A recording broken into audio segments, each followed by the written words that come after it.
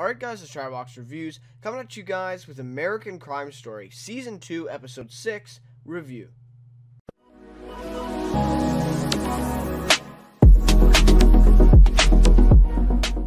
Alright, so this episode, definitely building some more things together, piecing some more details together, for sure. Honestly, yeah, I mean, I was, I wasn't, blown away by it, but it was definitely, a decent episode. Told us some more stuff about it and all that, and, yeah, so I'd just like to address before I get started with this one, I was, so we took a week off last week, right? The show, was not on last week on FX, so they took a week off. I'm not exactly sure why. I don't know if they did that with O.J. Simpson, too, if they took a week off. I'm not sure, but anyway, so it's kind of like a mid-season break, I guess, if you will, a little week off, and because of that, I was trying to get the episode 5 review up, because yeah, I mean, I didn't see it live, and I didn't watch it till like about a week later. I don't know, I was just really busy and I kind of forgot about it, and then I watched it and I was gonna make a review for it, but I'm like, no, what I'm gonna do is I'm gonna put, basically a really quick 2-minute max summary, and put it part of this video, and then I'm gonna talk more about episode 6. So that's just the way I'm kind of doing it. So I guess this one will be an episode 5/episode 6 review. Although, like I said, it'll just be like a quick, I'm just going to touch on it really quick here, for episode 5. So, yeah, but anyways, from now on, I'm going to try to do this, Thursday, Friday is usually when I try to get these out, and then I have Walking Dead now as well that I'm going to be doing week to week, so that'll be on Mondays. So yeah, that's kind of my schedule as of now. I think I said this on Twitter to a couple of my friends and in real life as well, and I just, this winter hasn't been the best for me personally, and I talked to some other people and they kind of thought the same thing. There haven't been really a lot of, at least in terms of new shows, returning shows. Yeah, it's been pretty good, but in terms of new shows, American Crime Story has pretty much topped the charts. There hasn't been really any shows that have come out that have like blown people away, new shows, new pilots and stuff. So, I mean, The Good Doctor has been doing pretty well. It was surging at the very beginning, but now it's kind of going on a downward slope. There was a couple other ones as well. Young Sheldon at the beginning, everyone was raving about that, and now it's kind of taken a dip. So yeah, I don't know. This winter hasn't been the best for new shows and new pilots and all that. But American Crime Story is definitely the highlight for me and a lot of people as well. So I'm definitely going to be keeping with it. So in terms of episode 5, this is my quick little summary. So I thought it was an interesting spin this episode. I didn't expect to see Jeff or David again after episode 4. Personally, I just thought, okay, they're done, because the whole Lee Miglin story, we only saw them, well, now we see them again, but we only saw them that one episode. They didn't return, so I'm like, okay, we probably won't see Jeff or David again. But the episode actually focused on the background of Jeff. It was basically like his own episode. Andrew was in it for, parts of it, right? But it was mainly Jeff in episode 5. So basically just focuses on his background in the military and all that, and how his challenges with being homosexual in the military, and then the events that led up to his murder, basically, right? And him coming up in the apartment, and then it shows that again, and then he walks in and Andrew hits him with the hammer and ends up killing him.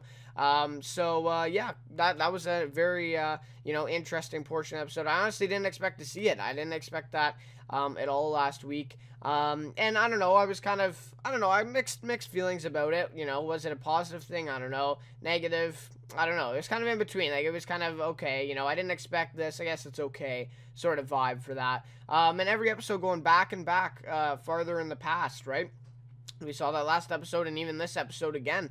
And it looks like I read the synopsis for the next few episodes, or I guess the next 3, and they're all still going back in the past. So this will not be the last, past story that we have. So very interesting there. And finally, we saw Versace in the episode last week. We didn't see him in this week's episode.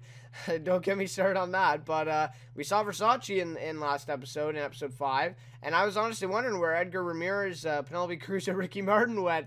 I was saying that to one of my friends.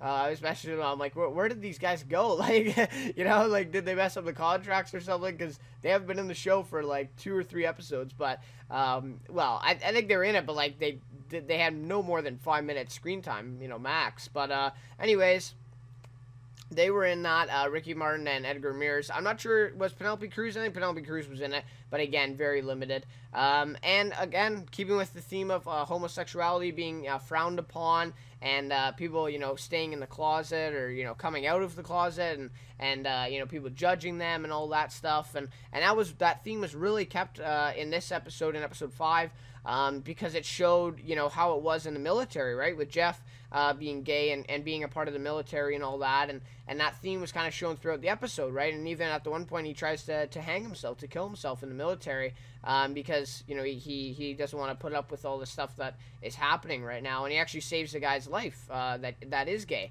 So yeah, I thought that was really well shown. I thought they did a great job with that. I feel like they went far enough, not too far, but far enough with that. I think it, obviously he couldn't kill himself, because we know that, Andrew comes and kills him later on in the story. But I felt like they went far enough in that scene where, you really felt the way, or you really felt for Jeff in that situation. So I felt like they did a great job with that one. But that is basically episode 5 there. Like I said, really quick summary, and just some overall thoughts there. So anyways, let's get to episode 6, this week's episode. Like I said, kind of decent. I'll have a few things at the end of this review to kind of say, say my piece here, because I do have a couple things. But anyways, in terms of a recap, so this episode is now taking place 1 year before the murders of all the men, like David, Lee, Andrew, Jeff, and the other guy as well, the guy who he killed at the retirement home or whatever. So this is 1 year before the murders. We see Andrew living with an old, wealthy man named Norman. Again, this kind of theme of the older, wealthy men, right? Again, Norman, he's living with him now. And basically, so Norman's then throwing a birthday party for him at his mansion. I think it's in San Francisco in California. That's where they said it was. So yeah, he's throwing a big birthday party for Andrew. Andrew's friend comes. We've seen her before, right? We saw her, I think it was may have been episode 2, I think, episode 1 or 2 there, where we see her. And I'm not sure exactly how this all pieces together.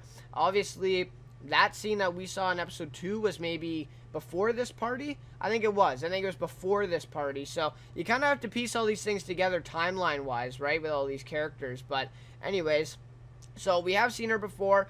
She talks to him a little bit at this party. Andrew tells her about David, and also, us as viewers, how he loves David, and how he wants to be with him, and how he thinks he is the one. He's the future. Right, he says, and I've just been dating the past, and literally, I think he means, like, I've been dating the past, like, older men, and I want, a younger man who is the future, who I can spend my life with, going forward. So that was very interesting. I felt like that was, a kind of a good conversation, and like I said, I recognized her right away. I feel like some casual viewers may not even have pieced that together and recognized her. So yeah, she was from was it like the apartment they were at? I don't know, where he stole the guy's clothes or something when he was going to meet Versace for the first time, something like that. I honestly, I don't fully remember, but yeah, she was from there. And again, like I said, you have to piece together the timelines here. I'd love to see someone doing that, like make a video or some sort of, article or something like that, piecing together all these timelines, because it's really jumbled up at this point, right? And then if you kind of correct it, I felt like the story would actually be, maybe even more effective than it already is, which is, which would be pretty awesome.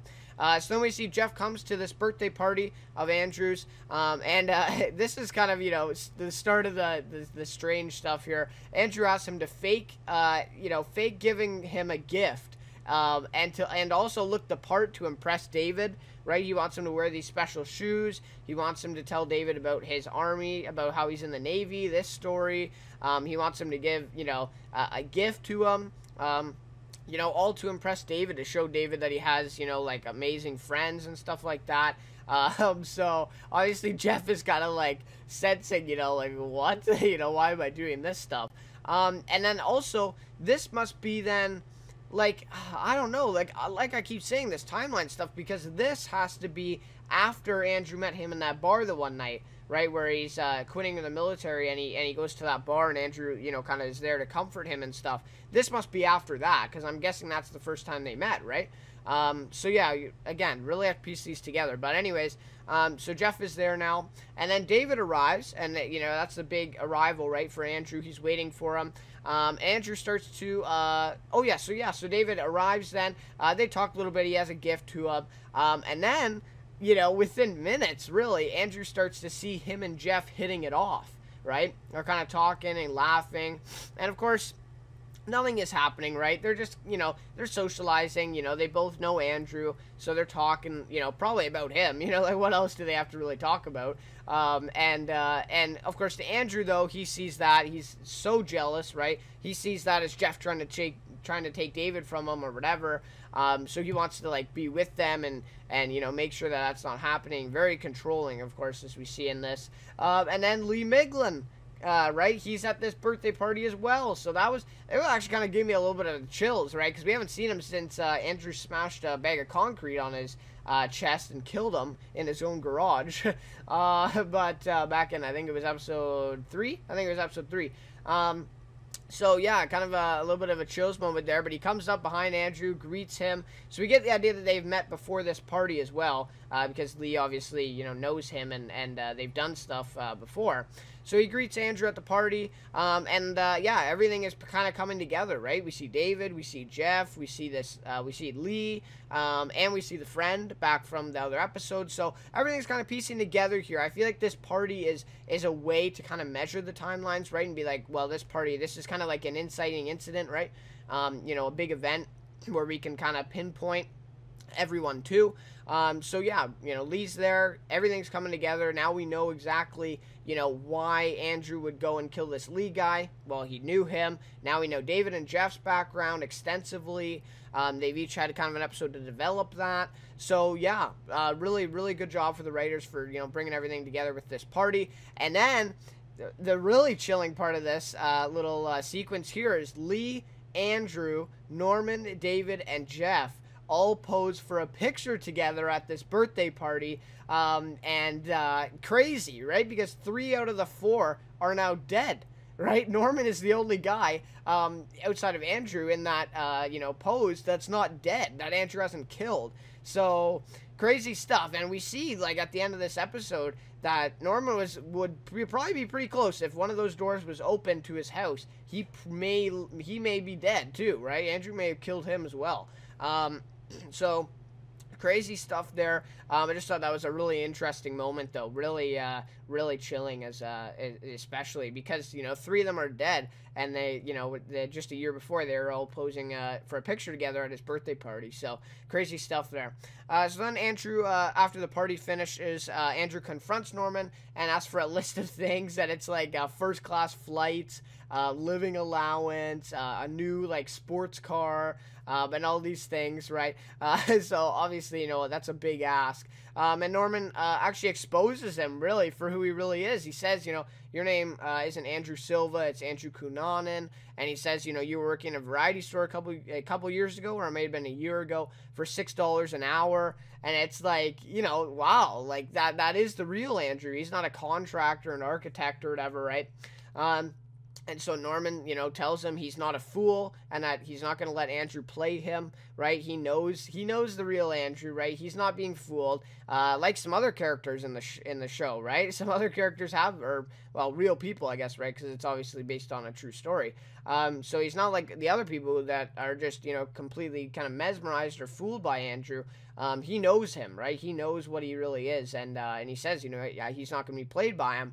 And then so Andrew tells him that he's giving up love to be with Norman, which is like, I don't know, they're not really having a romantic relationship, and I feel like that's kind of in Andrew's head. I feel like he could be with David if he really wanted to when he's still living there, so he's just kind of getting frustrated here.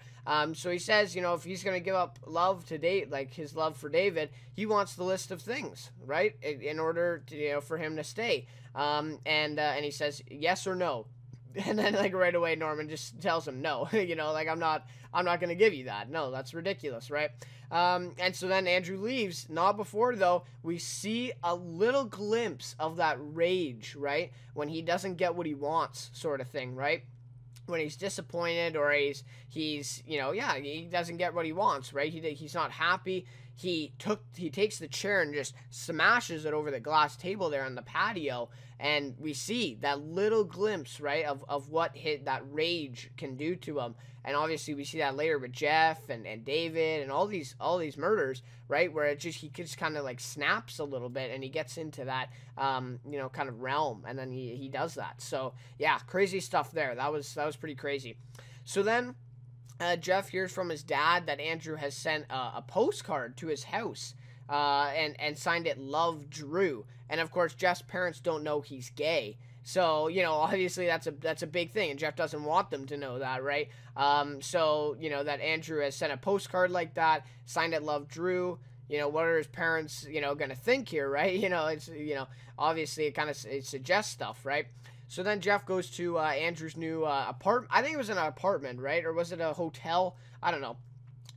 His new room, I guess, whatever, after he leaves Norman, which is a dump, right? It's literally just like a bed and a dresser. That's about it, compared to what he had with Norman. But yeah, so Jeff, comes in. He thinks it was done deliberately, and it was a threat, right? Jeff thinks that it was a threat so that he would stay away from David, right? He thinks that Andrew did it in order to kind of scare him off, right? And I totally agree with Jeff. I think that's exactly what Andrew had done with the postcards. So then Jeff gets pissed at Andrew a little bit for this, and I think he has all the right to be. And he shoves him up against the wall, right? And he shows some aggression there, and especially when and this is kind of formed because Andrew is talking about him being homosexual in the military and all that, so kind of triggers a little bit of something in Jeff, and he really is aggressive all of a sudden and kind of shoves him up against the wall. And Andrew's like, "Oh, you're hurting me, get off," or whatever. I'm like, I don't know, like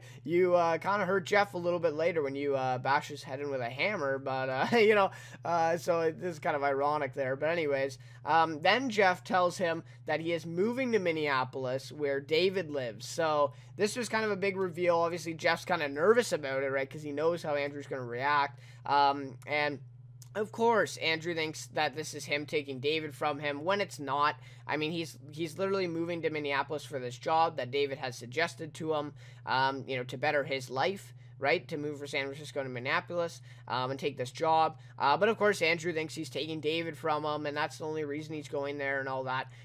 So Andrew tends to think about himself a lot, right? Like he's very, narcissistic. He thinks that everything is about him, that Jeff moving to Minneapolis, oh, well, that's going to be to get back at me and take David, right? When in reality, it's really not. So anyways, and then Jeff just kind of leaves and storms out. So that was an interesting scene there. Obviously, that builds up why Jeff is in Minneapolis there and has that job that we see in last episode.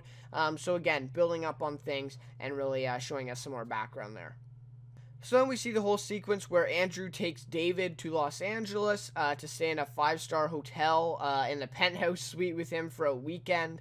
I like that part where he calls him and he says, I'll have to fly out to Minneapolis and drag you when you're kicking and screaming or whatever. If you say no, because you are coming. Like I want you to come to Los Angeles or whatever. And you see that little that split second smile when he says kicking and screaming, and you see that little smile on his face, and that's just really creepy, right? Like that, that's just pretty, because people say that as a joke, right? But you kind of see for that little split second that he's not joking. Like he kind of has a smile on his face, and it's like, wow, that's pretty creepy, right?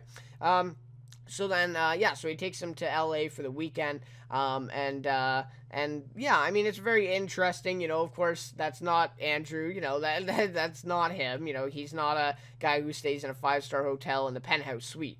It's all for show, right? He's putting on a show for David, and when David flies out, he's like, oh, we'll send him to the balcony, and he's, adjusting his hair, he's, he's doing it all to impress David, of course, and then later on, after they go shopping or whatever, they have this dinner, David kind of says, he doesn't want all the mere materialistic things that Andrew is giving him, like the suit, a fancy dinner, etc., right? He just wants honesty from Andrew, right? Like, he doesn't want all these materialistic things. Andrew thinks, if I'm a rich guy and I, stay in a penthouse suite, then I'm gonna, that I'm gonna impress this guy and that he's gonna love me or whatever. That's what Andrew thinks. But that's not what David wants, right? Andrew just thinks that that's gonna win over David. And meanwhile, we know David is not about, he's not a wealthy guy himself at all. Maybe he's trying to be with the architect job and whatever, but he just wants honesty from Andrew, right? And so they sit at the table there, they move all the dinner aside or whatever. And then, they kind of have an honesty hour sort of moment. And David asks Andrew about his parents. And then we see it again, right? We see Andrew lying about his parents again. Constantly lying, making up all these stories. So he's saying that they were rich, making up all these stories, saying his dad was a broker. Then he went to the Philippines and was the pineapple farmer and all this stuff. And it's like, and we even see David's face at this moment, and then he also says, like, if the food at lunch at school wasn't good, then my mom would bring me a lobster dinner at school, and it's like, who are you trying to fool right now? Like, who's gonna believe that? But anyways, making up all these stories and all this stuff again, right? We're so used to this, and David says his parents, they own a small hardware store, right? Like, outside of Minneapolis, like, which is actually true, right? Like, that is the truth. His parents own a small hardware store. They don't have a lot of money. Like, that is, like, that's an average American, right? Like, that is the actual truth. Maybe even better than an average American, owning their own business or whatever. And then Andrew goes on another tangent about his wealthy parents, about the lunch thing at school and all that stuff. Trying to, kind of one-up David in a way. And it's like, wow, like, really, right? And I love the quote from David in episode 4. He's like, you can't stop, can you? And that quote with the restaurant there, right? You can't stop, can you? Stop what? It's lying, right? And making all this stuff up. So, anyways, really rings true here, right? He just can't stop himself, right? And then we see that David kind of starts to realize this. As he's listening to these lies and these stories, he's starting to put it together. He's starting to realize that the real Andrew is not the one he's conveying, right? And I think he already knew that. He knows that Andrew, isn't, a big movie designer and all this stuff. And I think he kind of realized that. But this was the moment where he really kind of, fully started to comprehend, that this guy's lying and that, he really, boosts himself up pretty much, right? And makes up a lot of stories and stuff to make himself, seem better or feel better as well. So yeah, pretty crazy stuff. And then kind of David kind of rejects him, right? Kind of goes to bed and kind of leaves them. And that trip obviously wasn't what Andrew was wanting. It wasn't successful. He didn't win over David, which obviously isn't a big surprise to us. We know that David, didn't want all that stuff. So then we see, when Andrew gets back from the trip there, he goes to the bar, and he buys this crystal meth. I think it was crystal meth, or meth. They just say, and he gets high on it, of course, back in his apartment there. And this scene was very interesting, where he has a dream sequence with Versace. So Edgar Ramirez, he is on the show, he is on the set, so, he is in this one, again, for literally three minutes probably, not even, but anyways, he has a dream sequence with Versace, and he's, like, standing on this podium thing. I guess it's a hallucination, right? I guess that's the better term for it, because he's high. But, so he's in a suit, and Versace's kind of doing measurements on him, sizing his suit jacket. And Andrew tells Versace then that the world has wasted him, right? He's given all this stuff. He's found, men for Jeff and all these people, yet Jeff is trying to get with the man like he wants and all this stuff. And, of course, it's like he's saying all these things and we're like, that's not what's really happening. He thinks that these things are happening. He thinks that the world is out to get him sort of thing. When that's not, in reality, that's not true, right? It's just not true. But he thinks it is, and he's, saying the world has wasted him, but somehow it has made Versace a star, right? And so now we are kind of, developing this, right? We're kind of seeing the story here. So he says, yeah, it's made Versace a star, and he says, you know, you think that we're not the same. We are the same, right? So he's saying that him and Versace are the same people, and he said, we are the same. The only difference is you got lucky. So that's what Andrew thinks. He thinks that him and Versace are the same people, but he thinks Versace got lucky and he didn't. That's why Versace is more successful than Andrew is. And obviously we see now that Versace is kind of like his, I would say, like a role model. Like, he is his ultimate, maybe even like a god sort of thing, right? Like, Andrew, like Versace is like where he wants to be. Like, that's his ultimate goal in life, and that's kind of who he idolizes, right? But even more than just like a role model, like, it's more than that, right? Like, Versace is more than that to him. And so he kind of sees Versace as that figure, right? That he wants to be him.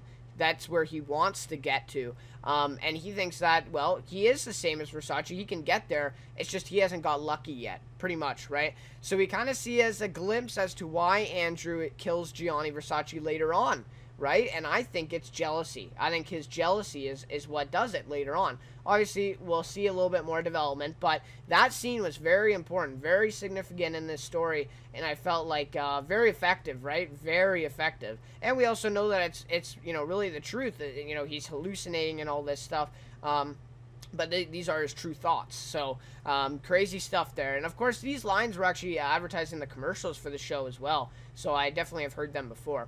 And then we see Andrew's developing a bad addiction to this meth. Obviously, it's not good, right? It is not good, you know, for anyone, really. And this guy at the bar was pretty sketchy as well. So I wouldn't be surprised if it's, like, laced with something else. I don't know. But anyways, so he's running out of money to buy it with. We see the scene where he goes to buy some again, and the guy's like, you don't have any money. Like, you can't buy this. You know, you can't buy from me anymore. So now we see this moment is probably the lowest point for Andrew. Actually, maybe the second lowest. We see it a little bit later. But he basically goes back to Norman's house and tries to break in because he doesn't have enough money to buy this crystal meth that he's now really, really badly addicted to. So yeah, he tries to break in. He's banging on the glass, and then Norman finally sees him. And then Andrew's trying to get in the front door. He's trying to unlock the door, and Norman just holds up a phone and he calls the cops. He calls the cops on Andrew, and you know, Norman's done, right? And a lot of other characters we see, they would have let him in. They would have let him in that case, but Norman is kind of an outlier in the story. He is not, you know, he is not a fool, like he said. He will not be played by Andrew. He knows who he is, and he's not going to let it happen. So thought that was a very good demonstration of that again. And like I said, very low point for Andrew. Finally, we see the real him. Basically, a drug addict who wants his money, you know, wants money to buy some more drugs, and he'll basically, you know, he'll do anything to get the money, pretty much. And, of course, we see later on that he'll kill people for it. So, well, not necessarily for the money, right? There's no really money involved. But, anyway, so, yeah, this is the real Andrew, right? Not the guy whose dad is a pineapple farmer or whatever. No, he's a yeah, you know, a drug addict. So, anyways, I thought that was a very cool thing there. Or not very cool, but very interesting thing there to see that. And then I would say that this is the lowest point for Andrew when he goes back to his mom's apartment, right? I feel like this is a big one. Obviously, he hasn't seen him. We get that impression that she hasn't seen him in a long time.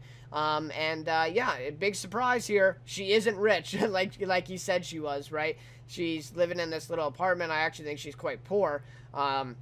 She's living in this kind of dumpy apartment in a bad area, and yeah, so he has to go back to see her. So I feel like this is probably his lowest point in his adult life so far. So maybe we'll see a contrary to that. I don't know. But anyways, we see that she's even convinced of Andrew's lies, which is insane. I mean, it's his own mother, and he can't even be truthful to her. And this is when you really start to realize how troubled he is. I mean, it's just insane. But she's actually convinced of his lies and thinks he's traveling the world with Versace, that he was just in Milan, and now he's back, you know, with her, and just crazy stuff, right? That even she's convinced. And I think she kind of suspects that a little bit of it is exaggerated. I think she does know that. Like, don't get me wrong. I don't think that she's, like, totally convinced that he's, like, a mastermind or whatever, because obviously he comes back and he's, like, dressed like that, and he comes to her apartment and stuff, and he even says, like, he's unhappy and stuff. It's like, I kind of think she realizes it, but she also wants to she wants her son to be like that. She wants him to do that, even though maybe he necessarily isn't quite doing that, right? So anyways, and then at the very end of the episode, then we see he says goodbye to his mom, and he says that he's off to Minneapolis, and he's going to go down there, and, she says there's an opera house in Minneapolis, and he's like, I don't think so. No, like, I don't think there is one. And so obviously, we know that that he's kind of coming clean with his mom there, and obviously he's at a very low point. And now he's off to Minneapolis, of course, as we know, to kill David and Jeff, and then start his killing spree. So, crazy stuff there, right? Really crazy stuff. And then I just have, my question is, when are we going to see the aftermath of Versace? His murder. When are we going to see that? I would love to see it. Like, I was expecting last episode, maybe this episode. I don't know when it's going to happen. But that's just kind of the question I was left with when we learned that he's off to Minneapolis. So now we know that that's going to connect now. So what else can they show us now that that's going to connect to this now? So I don't know. I'm just trying to look ahead here. But anyways, that is just about do it for the recap. Now I'll quickly touch on my rating and some overall thoughts. Alright, so my rating for this episode is going to be a 4.1 out of 5. So, in terms of this series, I'd say that's pretty low. I think it's one of my lowest ones I've given it. And honestly, I don't know. I thought this show was, or this season, I guess, was about Gianni Versace's murder. But right now, it's more of a biopic of Andrew Cunanan. And I feel like the show, and I read an article about this as well, about someone who kind of, expressed the same sort of feelings, and how they said that the show advertised in a way that would get people's attention, to see Versace, to see this, the assassination of Gianni Versace, the title of it, right? They wanted to see that. They were drawn to all the, the designs that they released, and all the, all just the art and everything about it, the Versace feel to it, right? And ever since about the second episode, it's literally been just about Andrew and his background, and it's been very dark, very dreary, very gloomy, all these episodes, and I just feel like they basically pulled a coup over people, right? They advertised the show in a certain way, and right now, and it looks like the next episode is going to be just like this one. It's not what they advertise. Like, like I said, they put it out with big art and all these designs, all these colorful things, and the show is the complete opposite of that, right now at least, right? Maybe in the first couple episodes it was, but this, like, no, like, it's not that show. It's like a totally different show. So, I feel like it was smart of them to do that, because if they advertised this as a biopic of Andrew Cunanan, I don't think they would have got, as many viewers, and I don't think it would be, as interesting to people, that are looking to tune into it, for the, that are looking to be interested, to get people to watch it. So I think it was very smart that they did that, but it turns out that, they're kind of disappointing the people that actually did tune in for Versace, right, and for that storyline. So I still feel like they're doing a really great job with it. The writing is great. I love all these connections and the way they're telling this story, basically going back and back and back and back. And then eventually, hopefully, they're going to connect it all together in episode 9 or episode 8. But yeah, that would just be my thing. I'm just a little disappointed in the way they kind of advertised this, and then the way it ended up being. So that's just my say there. And yeah, next episode, I think it will be one just like this. I read the synopsis, and it sounds like it's going to be even farther back from this one. So yeah, it should be another one just like this. And honestly, I liked episode 1 and 2 the best so far. I like these Andrew episodes, but just not, they don't really compare to episode 1 and 2, like I said, that whole Versace feel. I felt like that was really cool. So anyways, favorite character for this one's going to be Andrew Cunanan, of course. Darren Criss.